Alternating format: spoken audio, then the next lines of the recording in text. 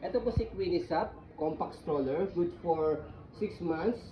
Okay, kasi naka-fix lang po siya as semi-recline, as you can see sa video. Ayan. So, aluminum po yung body frame, heavy duty. Okay, up to 20 to 25 kilo. Proven and tested na po namin po ito sa ganong weight.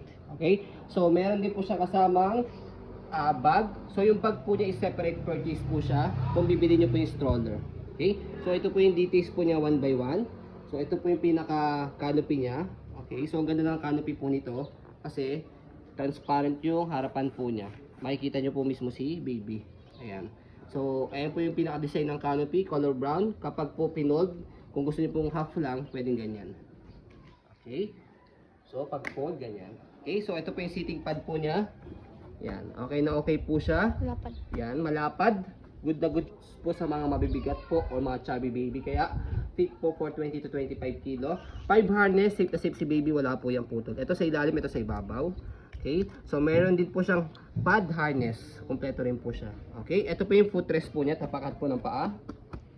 Okay, so regarding sa gulong, makapal po siya, hindi siya pudpod. Yan, nag-swivel, easy to maneuver. Kung gusto niyo pong one way lang, so ito, okay, baba nyo lang po siya. Yan, hindi na siya nag-rotate. Okay, angat lang po ulit pag gusto niyo naka-swivel. So body frame po niya, aluminum. Ito po yung body frame right side. Okay, so manage your expectation. Pre-love po siya, pero okay po yung condition niya. Meron lang po siyang minor scratch po. Okay? Pero damage, wala po. Ayan. So, yung gulong sa likod, okay na okay. Stopper, tapakan nyo lang po yan. Stop. Yung kabilang side, tapakan nyo lang po para mag-go. Naka-cable po yan, connected. Okay, gulong sa kabilang side, okay din po siya. Ayan, yung likod niya, ganyan po yung design niya. Okay, so sa basket, yung basket niya, ayan. Okay, so body frame sa left side, yan po yung details.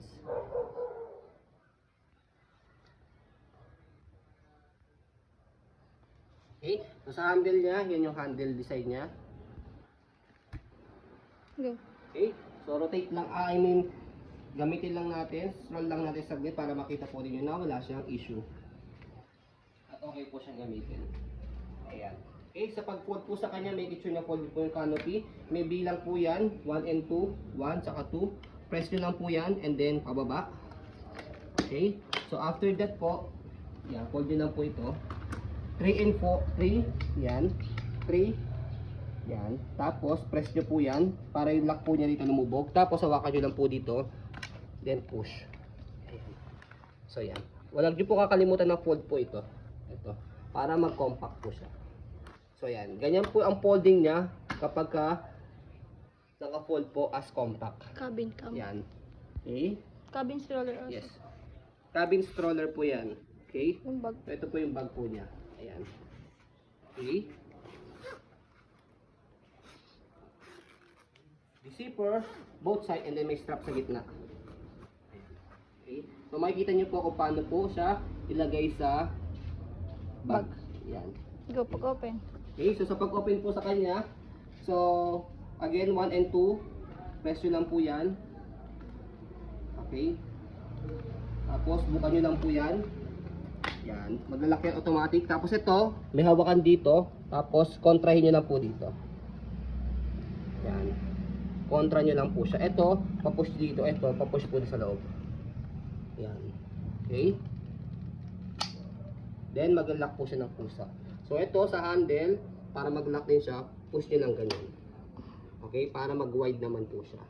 So Okay. ayun po, as you can see, very details po kami mag-video. Kasi yung shop policy po namin, no refund, no exchange, what you see is what you get po.